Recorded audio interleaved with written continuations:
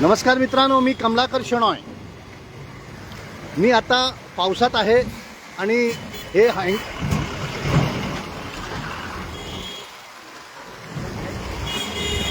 Hancock bridge आहे। 5 मिनिटं पाऊस पडला, फक्त 5 मिनिटं। 5 मिनिटात या पाण्याची अवस्था बघा। 5 मिनिटात पाण्याची अवस्था बघा, म्हणजेच काय, डिसिल्टिंग केलेलंच नाही आहे। ही अवस्था 5 मिनिटाची आहे। तसंच सेल्स टॅक्स ऑफिसकडे पण तसंच पाणी भरलेलं आहे। प्रत्येक ठिकाणी असं 5 मिनिटाच्या पावसात हे बघा, याची अवस्था बघा, हे बघा, हे बघा।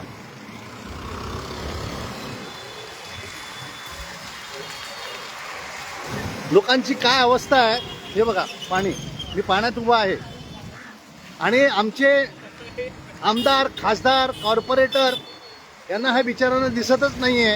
हे बघा, ही रस्त्याची अवस्था बघा। इथे पाणी भरल्यावर या खड्ड्यात जर कोण पडलं तर काय होणार, हे बघा इथे।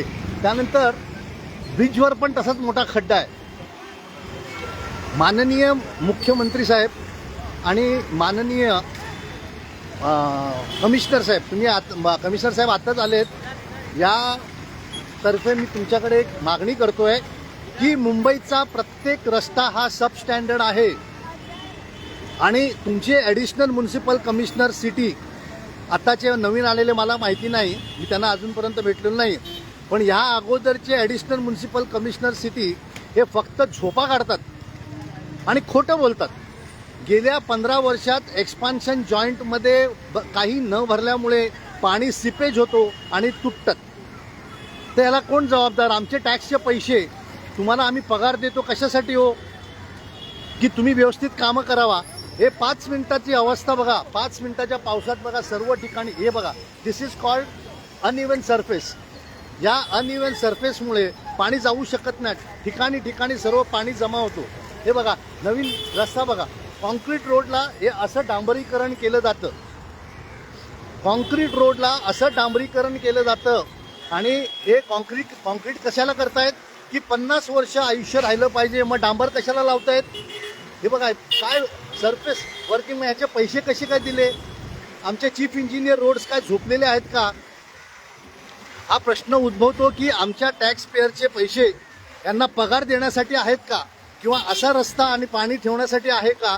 हा प्रश्न अख्ख्या मुंबईमध्ये, प्रत्येक मुंबईमध्ये जिथे जिथे मला वाटतं डिसिल्टिंग केलेलीच नाही आणि त्याचे पैसे खाल्ले असावा असं लोकांचं म्हणणं आहे।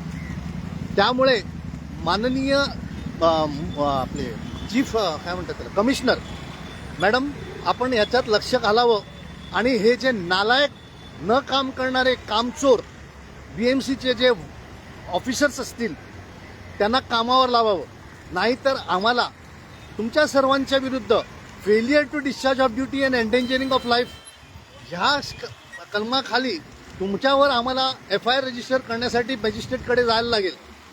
मला तुमच्या विरुद्ध काहीही पर्सनल, कोणाच्या विरुद्ध काही नाही। म्हणजे प्रत्येक मोस्टली सर्व चीफ इंजिनियर्स आणि DMC वगैरे माझे चांगले मित्र आहेत, परंतु मुंबईचा सत्यानाश करणं हा तुमचं ध्येय नाही आहे आणि तुम्ही मुंबईचा सत्यानाश करत आहात आणि म्हणून मी हा व्हिडिओ करतोय। नाहीतर मी पुढच्या 15 दिवसात आपल्या विरुद्ध, सर्वांच्या विरुद्ध मी मॅजिस्ट्रेट कोर्टात आपल्या विरुद्ध FIR रजिस्ट्रेशन करण्यासाठी मला जावं लागेल, हे आपल्याला अगोदरच सांगतो।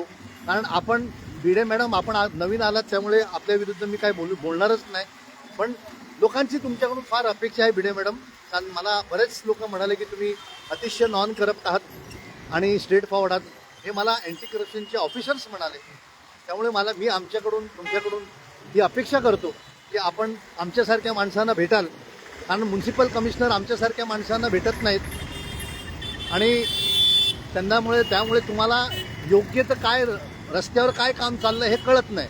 मी DMC प्रशांत गायकवाडांना भेटलेलो, त्यांना मी सांगितलेलं मला मॅडमची अपॉइंटमेंट पाहिजे, पण ते काय रिव्हर्ट करू शकले नाहीत। तर त्या संदर्भात आपल्याला म्युन्सिपल कमिशनरला विनंती करतो की BMCच्या सिव्हिक इश्यूजबद्दल आपण लोकांची भेट घ्यावी, लोकांचं ऐकावं, कारण आपले ऑफिसर्स बरेच वेळा खोटं बोलतात, खोटे दस्तावेज तयार करतात। ही विनंती। जय हिंद।